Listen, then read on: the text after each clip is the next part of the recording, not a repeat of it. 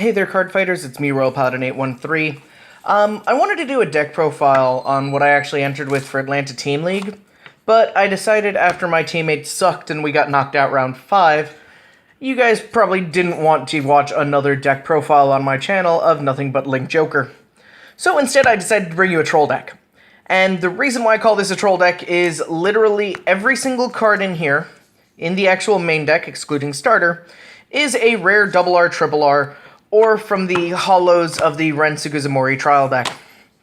And yes, even Creeping Dark Goat is actually a promo copy of it.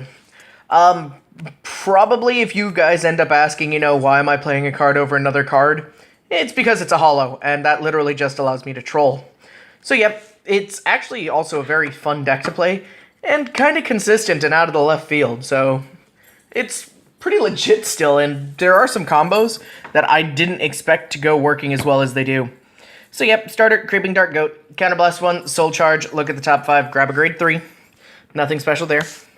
After that, I play, obviously, 4 copies of the Heal Trigger, because every deck nowadays plays 4, and when I say nowadays, I mean ever since the dawn of this goddamn game. So yep, 4 Heal Triggers right off the bat, because you need them. After that, I play 1, 2, 3, 4, 5, 6, 7, 8, 9, 10, 11, 12 crits. And the reason why I'm purposely running the Kafar or however it's pronounced is because, well, he's a holo. I don't play Clarence Sword in the deck, so therefore he's literally just another crit, and he's the only other crit that Shadows has that comes holo currently.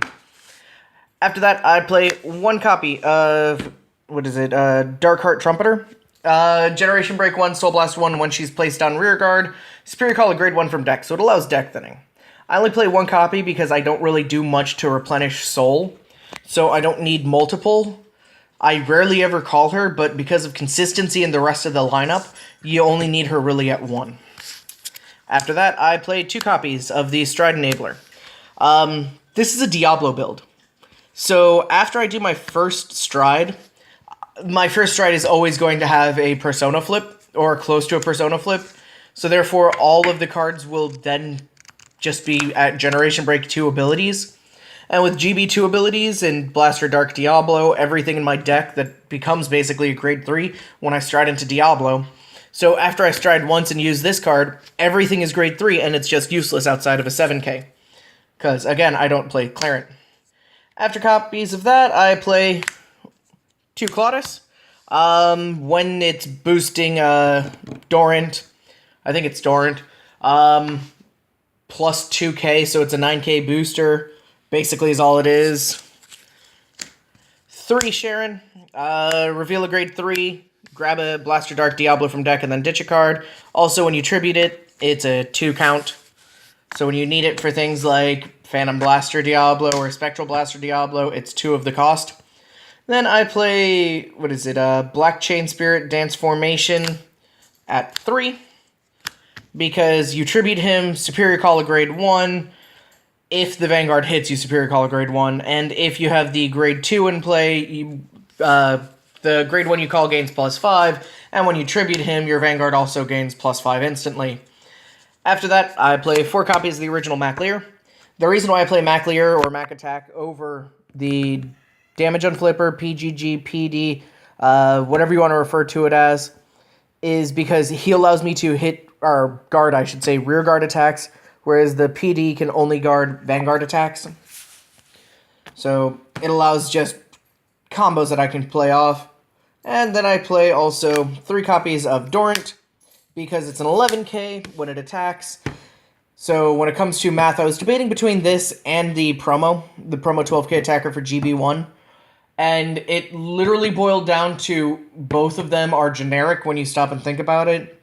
Because when Claudus is attacking, it's an 11k versus the other one that's a 12k. And when you put a booster behind it, it'll be either 16 or 18 if you have the Dorant behind it. Versus, sorry about this, my cat's trying to get in the way. Versus a 12k with a 7, which is going to be 19. So 19 versus 18 or 16. All of those don't make a difference, really, unless they're specifically an MLB when I'm not able to boost.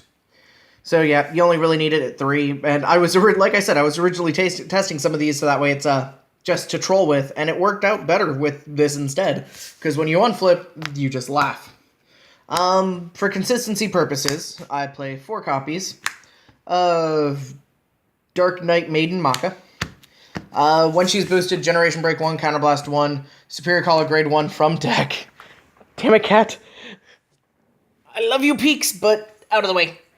Yeah, so it'll allow me to get the grade 1s that I need, so Maka getting boosted lets me call a Darkheart, which lets me Soul Blast to call a Charon, and now that I have Charon and Darkheart in play, I can just return both of them for a 3 trib for Phantom Blaster Diablo.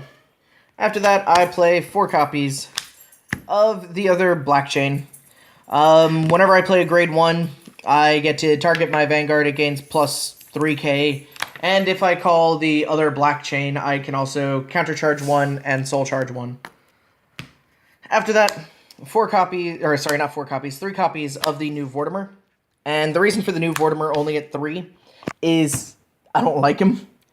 He's great for consistency, but as soon as I can, I'll get rid of him instantly for more Blaster Dark Diablos, because he really causes the deck to slow out and stall out, especially since you don't play that many Stride Enablers and you're stuck riding him. But he can just do that Counterblast 1, Soul Blast 1, and call a grade 1.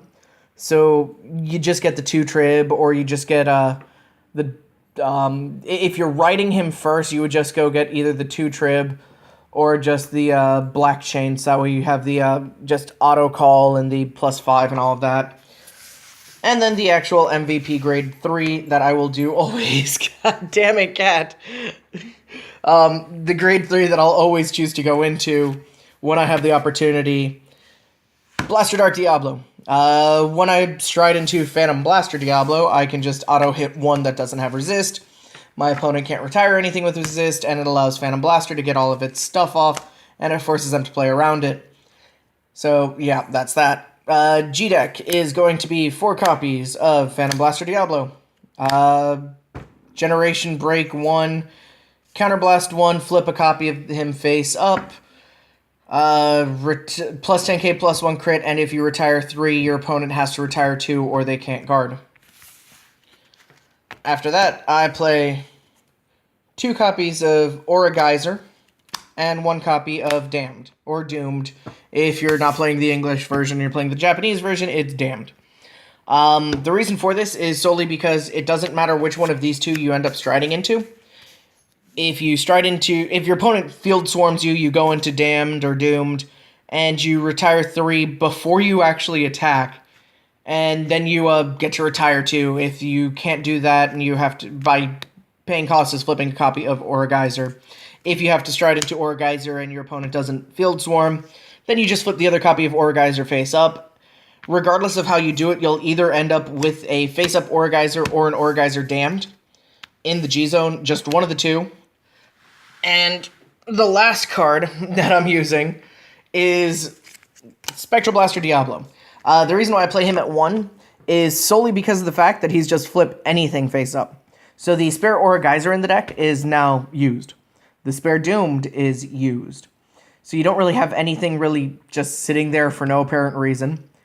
The fact that you can Soul Blast 1, do the flip, and then just restand after he attacks, and then when you actually pay cost, you Superior Call a grade 1, it allows you to get your setup.